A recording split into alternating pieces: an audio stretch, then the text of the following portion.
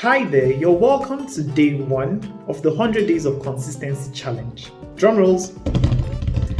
Like I said yesterday, I'm doing this to inspire that habit of consistency, but beyond that, to develop the culture of learning something new every day and sharing what I learned. So I'm really stoked that you joined the first day. I also mentioned that I'll be talking about self-leadership today, so let's get right into it. What is self-leadership? Leadership of yourself. You've probably already heard that leadership is influence, nothing more, nothing less. And that was said by the legendary John Maxwell. So we all lead ourselves on some basic level every day. We influence ourselves. Whether good or bad, we influence ourselves. And the extent to which you influence yourself or lead yourself will determine how you can live your life with purpose and intent. I read this definition of self-leadership that I really liked. It said, self-leadership is understanding who you are, identifying your desired experiences, and then intentionally guiding yourself towards them. So you know where you are at, you know where you want to be, and then you deliberately move yourself from where you are to where you want to be. Now, an important part of self-leadership is self-control, an iterative self-control. That is, you understand your current state, you know your end state, your desired state, and then you close that gap with action and repeat that process, usually on a daily basis.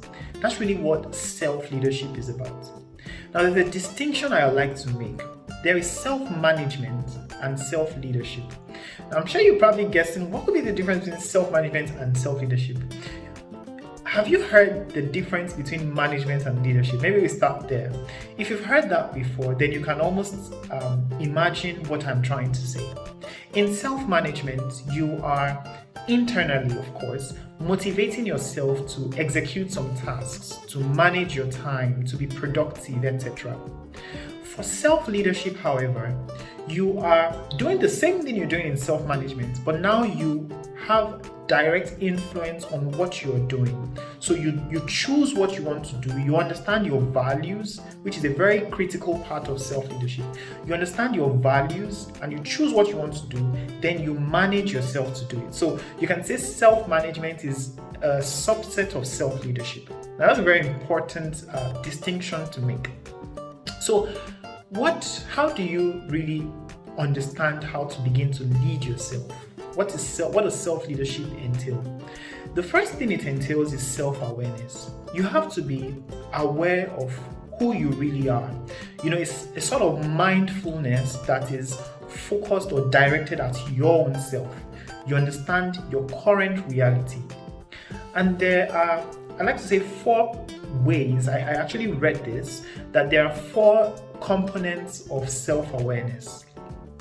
The first component is your personal traits.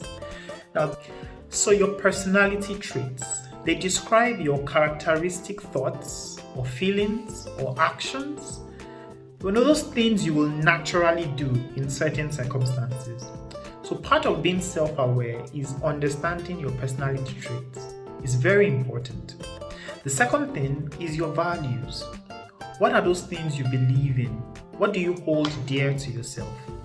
Because whether you like it or not, your values influence your behavior.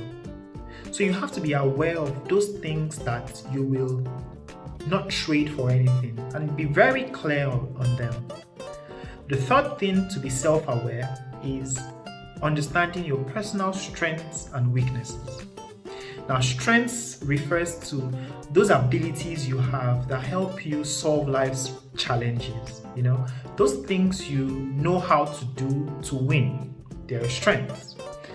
And the weaknesses are those things that drain you and the things that when you get in that area, you feel your productivity lowered or your effectiveness being reduced. Those are your weaknesses. You need to know them to be a very self-aware person. And the fourth thing I'd like to talk about is your talents and interests. So remember we just talked about strengths. So what are those things you can apply your strengths to and also have a nice time doing that and then win. You know what I mean? So for example, your strength is, one of your strengths is communicating with people and being a very good communicator. So if you decide to be a radio host, for example, that could be your interest, and then you enjoy talking on the radio or communicating with lots of people, and you still make some money and you make a success out of it. So that's what people call like your interests or your passions. So you have to be aware of these things. So I talk about 4 things: your personality traits, your values, your personal strengths and weaknesses, and your talents and interests. When you know these 4 things and you're clear on them, then you are becoming a more self-aware person. And remember that self-awareness is one of the first components or competencies, I would say, like the psychologists will say. It's one of the first important parts of self-leadership. So here are 5 questions for you to become a more self-aware person. The first is, what are you feeling and why? You need to be able to ask yourself, what am I feeling and why am I feeling that way? And do this regularly, probably on a daily basis. The second question is, what is important to you? Where do you want to be? Where do you want to go? Who do you want to be? The third question is, how do you succeed? So you have to understand how you can connect where you are to where you want to be. So how do you succeed? The fourth question you should ask yourself to be a more self-aware person is, what is your sense of purpose? What is your sense of purpose? And the fifth question is, where do you need to be more vigilant? Remember, we spoke about strengths and weaknesses. Many people are blindsided. They don't recognize what their weaknesses are. So you need to ask yourself, where do I need to be more vigilant to become a more effective person when I mitigate those areas? I hope this has been very useful to you. Self-leadership part 1. Tomorrow, I'll speak again on self-leadership. There are many other components of self-leadership. Today, we spoke on self-awareness. Tomorrow, I'll speak on other components of self-leadership. I hope you join me tomorrow, and thank you for watching.